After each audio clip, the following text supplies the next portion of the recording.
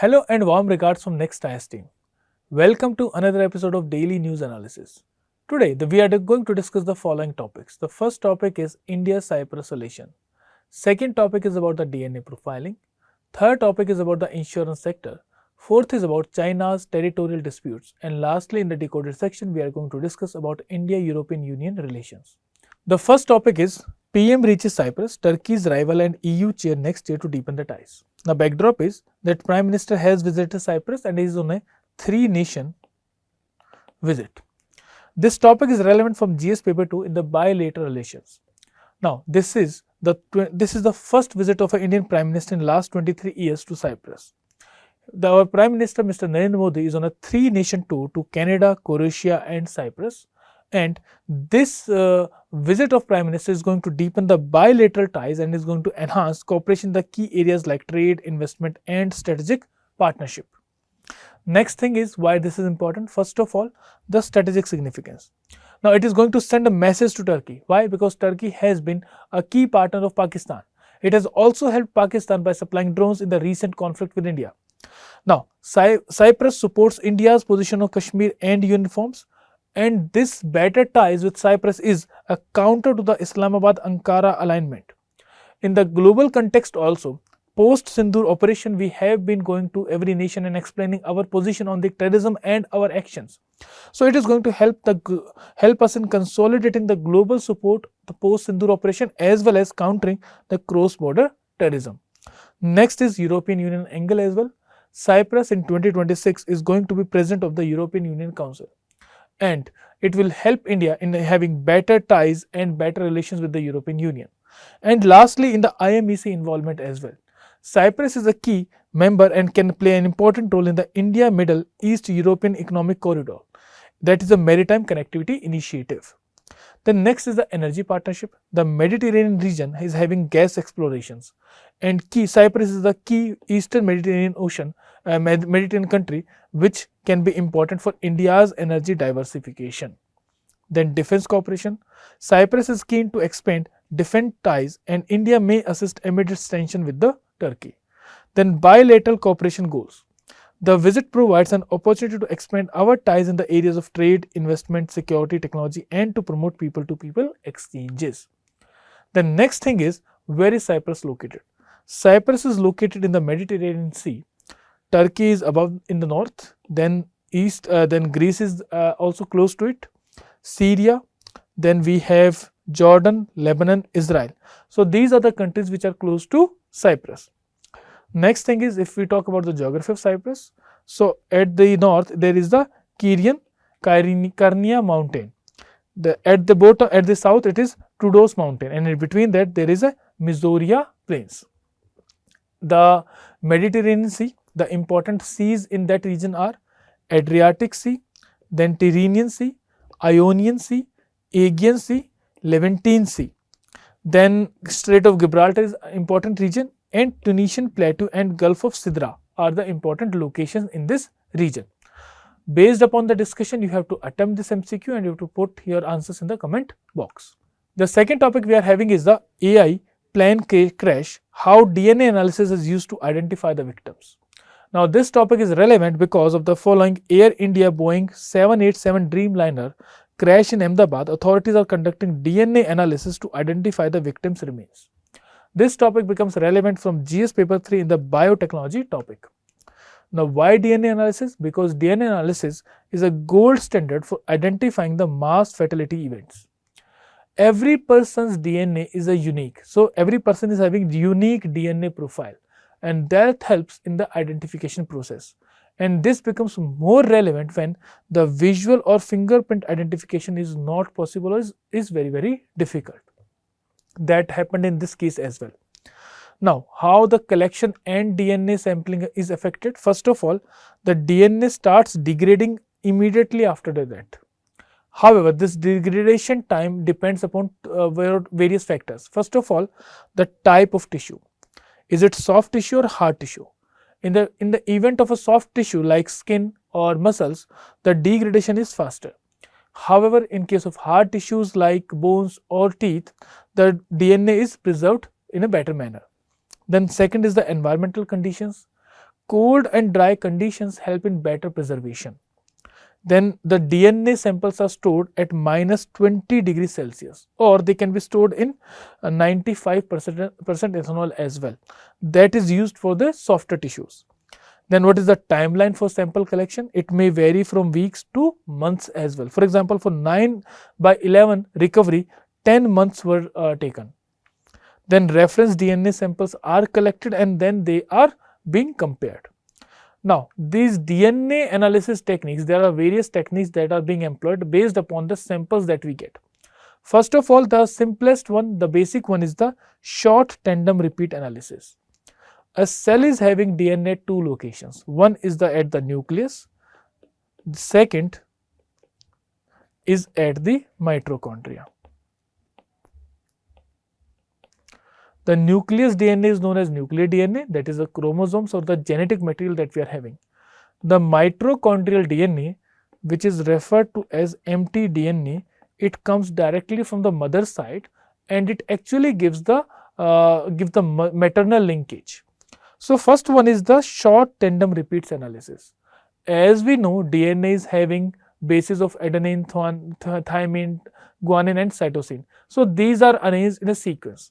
So, we are going to identify these sequences and based upon these sequences we are going to profile a person's DNA. So, short-term tandem repeat analysis means that the repeating DNA sequences in a nuclear DNA are being identified and the highly variable and accurate analysis is being done in establishing the family relationships. It requires intact nuclear DNA. Second is mitochondrial DNA analysis. It is used when the nuclear DNA is degraded. In that case, we move to the mitochondrial DNA. The mitochondrial DNA is then compared to the mother side or the maternal relatives, and it helps in establishing the relation with the maternal relatives. Second is the Y chromosome analysis.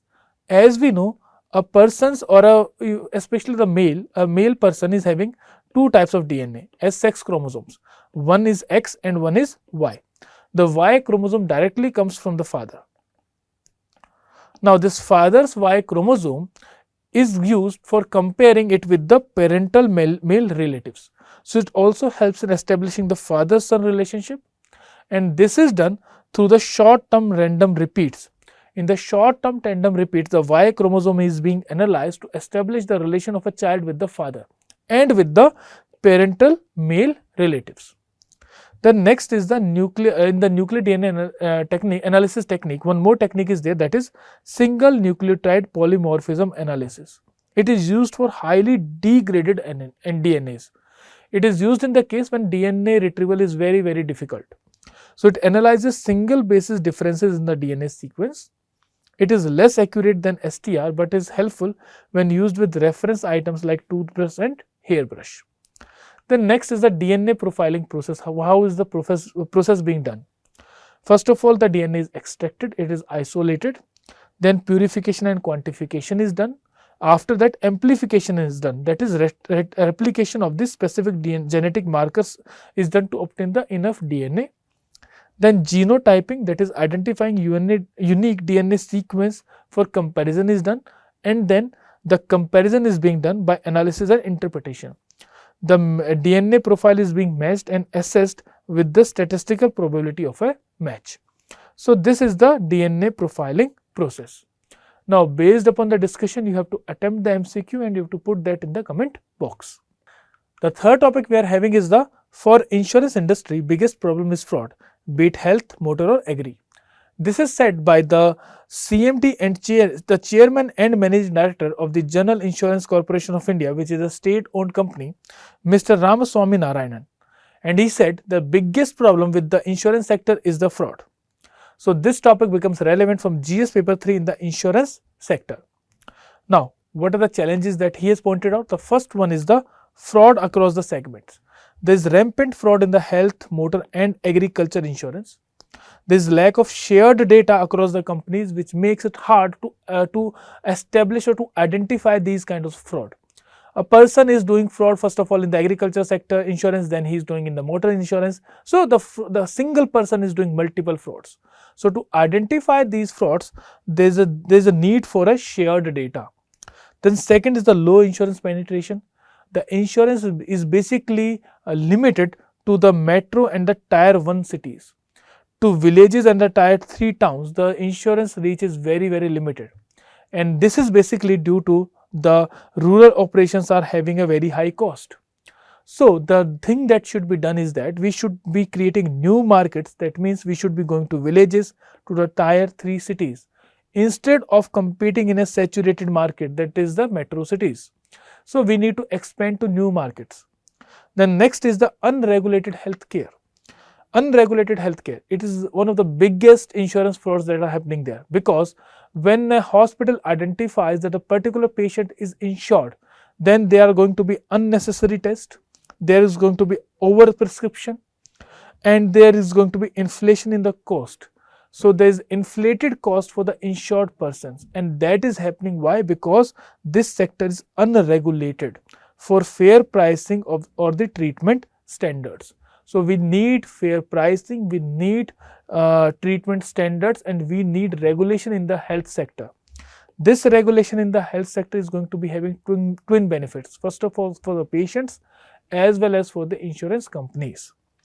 Then climate change and rising catastrophic losses, they are increasing the cost of the insurance companies, and the prices are not aligned with the risk levels. Then lack of catastrophic insurance is also there. There is a large portion of the disaster related losses are uninsured. Only 8 to 12% are insured. People are mostly rely upon the government relief instead of the risk transfer. We need a parametric insurance model for quicker payouts based on the objective triggers. The parametric insurance model simply means that whenever we are having insurance, then the insurance will be given in the case of a catastrophe and as soon as one of the marker is breached. For example, in the case of rainfall more than 200 centimeter can be considered as a threshold. As soon as the rainfall occurs more than 200 centimeters, the insurance amount will be handed over to the insurer, to the person who is beneficiary, so that the trust of the beneficiary is also there, it is also hassle free. So these kind of parametric insurance models can be tried upon in our country, where the trust over the insurance is very less among the people. The next is pricing and risk transfer issues in the agriculture sector is also there. Only 30% of the risk are being transferred to the insurance, and this is actually hampering the reinsurance, and it is becoming unattractive. So unsustainable prices is also one of the reasons, due to capped losses and poor risk assessment. Then in the last financial year, there has been lack of growth also. First of all, due to accounting challenges.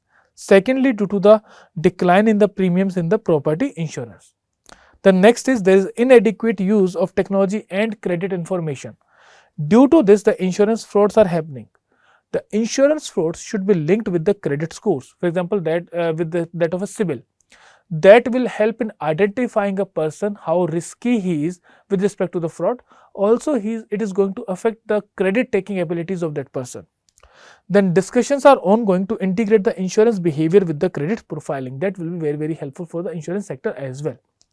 And lastly, there is slow uptake of the higher FDI limit. Although India is having 100% FDI for the insurance sector, still the investors or at the FDI is not getting attracted towards the insurance sector, because we need a very robust distribution network to operate in the country, and also a strong local partnership is required. So the FDI is looking for a strong local partnership as well as distribution network in the country to go into the insurance sector. Now next thing is, how is the insurance sector regulated? So insurance sector is regulated by the IRDAI, which is a statutory body formed under the IRDAI Act of 1999. It is headquartered at Hyderabad, and its basic functions include protecting the policyholders' interest, then ensuring fair prices and financial soundness, and framing clear and effective regulations. Then core functions include grant license to insurance, reinsurers and intermediaries, set norms of capital eligibility and qualification, and monitor and enforce sectoral compliance. The entities which are regulated by IRDAI include life insurance companies, general and standalone health insurance companies, then reinsurance companies and intermediaries like corporate agents, brokers, TPAs or surveyors and loss assessors. Now next thing is, what are the initiatives that have been taken? First of all, there have been discussions with respect to the General Insurance Council that the claims, so-called frauds, need to be reflected in the person's CIBIL or credit score. So this will disincentivize for going for insurance frauds. Secondly, FDI, 100% FDI has been permitted in the insurance and the reinsurance sector. Then what are the proposed reforms? It includes healthcare regulation that we have already discussed. It is very, very important to overcome the frauds that are happening in the insurance sector. Second, catastrophic insurance. We need to go for parametric insurance, as well as we need to increase the ambit of this catastrophic insurance. Then fraud management platforms like Bima Sugam, which have shared a database to curb the frauds in motor, health and agriculture sector. These kind of platforms we need so that data sharing can be done. Now, based upon the discussion, you have to attempt this MCQ and you have to put your answers in the comment box. The fourth article is about the China's territorial claims. So China holds patrols in the South China Sea, warns Philippines. The backdrop is very simple, as we have already discussed in the news. The relevance here is GS paper 2 in the international relations. Now, what is the news here? The news is that the China is conducting patrols in the South China Sea. South China Sea, it is actually surrounded, it is the region surrounded by China, Vietnam, then on the southern side Malaysia, Singapore and Brunei, and on the eastern side by Philippines and Taiwan. So this whole region is known as the South China Sea. Now, China is having claims over this South China Sea. China says that this 9 dashed line, it is the region which comes under China. And when you are having control over this region, it simply means you are having control over the resources, the trade that is happening in this region. And there are many islands. And to increase the maritime boundary, what a country can do is that it can create new islands, or it can claim the islands that are there in the sea that is nearby to it. So China is saying, according to the claims that it is having on these islands, for example, Paracel Islands or Spratly Islands or Scarborough Parcel, due to that, the territorial area of China includes all the region that comes under this 9 dashed line. Now, Philippines has asked or has requested the non-regional countries to conduct joint patrols and raise the security risk due to the raised security risk in this region. Next thing is, what is the importance of this region? First of all, strategic importance, because it is a crucial maritime gateway. More than 3 trillion of annual seaborne commerce is from this region. Secondly, 20% of the global trade passes through this region. Then there are natural resources also. For example, crude oil is there, natural gas is there, as well as other minerals like titaniferous magnetite, zircon, monazite, tin, gold, chromite. These are also found in this region. Even India was having collaboration with Vietnam as well as with Philippines to explore these mineral resources. But if we have to go by the China's claim of this 9 dashed line, then we cannot operate in this region. So by claiming this 9 dashed line, China is actually removing all the regional players which can utilize these resources, as well as it is going to affect the neighboring countries also. Then this region is also a very, very important region for fishing also. It is home to rich fishing grounds, vital for the livelihood of millions of people in this region. Now, if we talk about, we have already discussed that China claims that whatever region is in this 9 dashed line, it is of China only, and all these islands, Spratly Island, Paracel Island and Scarborough Island, all are the Chinese territories. Now, what are the key dispute regions here? First of all, it's the Spratly Island, then Paracel Island and the Scarborough Shoals. The Spratly Islands, this is a location of the Spratly Islands, and here Brunei, then China, Vietnam, Philippines, Malaysia, all are having claims over these islands. Second is the Paracel Islands. Paracel Islands are situated here. Here, Vietnam, China and Taiwan are having claim. Then Scarborough Islands, the Philippines, then China and Taiwan. These three are having claim over these islands. Next is the East China Sea. Similar to the South China Sea, in the East China Sea also the China is having claims. So there, this first of all, the East China Sea, it is formed between the region between the South Korea, Japan and China. This region is the South China Sea. And in this South China Sea, the Senkaku or Daegu Islands, they are the area of contention between the Japan, South Korea and China. So this Senkaku or Daegu Islands, they are having overlapping exclusive zones between China, Japan and South Korea. UPSC has asked question over these topics. Now you have to attempt this MCQ and you have to put your answers in the comment box. Now it's time for decoding the editorial. The topic that we are having today is about the India-European Union. The headline is, a stabilizing force, the India-European partnership is becoming a central axis in the construction of a multipolar world. Now this topic is relevant from GS paper 2 in the international relations. The news is that the Indian-European partnership is increasingly viewed as a stabilizing force in a rapidly evolving multipolar world. This growing strategic alignment is driven by convergence of interest amid shifting global dynamics. External Affairs Minister S. Jaishankar visit to Brussels and Prime Minister Narendra Modi's visit to Cyprus underscores India's renewed commitment to deepening ties with the Europe. Now, what is the importance of this India-European cooperation? How it is going about? Let's see that. Political and strategic. We have strategic partnerships since 2004. We have a shared commitment to democratic values, multilateralism and rule-based international order. All these three terms are very, very important for us. Secondly, growing convergence on India-Pacific strategy, counter-terrorism and climate diplomacy. These are the three important areas over which European Union as well as India is having a convergence of the thoughts. Then European Union also supports India's permanent seat claim in UNSC. So European Union also says that there should be reform in the United Nations Security Council and India should be one of the permanent member in that council. India and European Union are working together to hedge against the US unpredictability to strengthen bilateral ties and supporting a rule-based international order. Next thing is the economic and trade. So, European Union is India's third largest trading partner and the second largest export destination. A total trade of over pound 120 billion occurred in 2022-23. European Union is also the top investor in India. Also, India and European Union are in talks to have a free trade agreement by the end of 2025. The talks are still on. Then the areas of cooperation will be digital trade, intellectual property, supply chain resilience and sustainable development. Next thing is the defense and security. Cooperation in advanced technologies and exploration of new possibilities for defense industrial collaboration.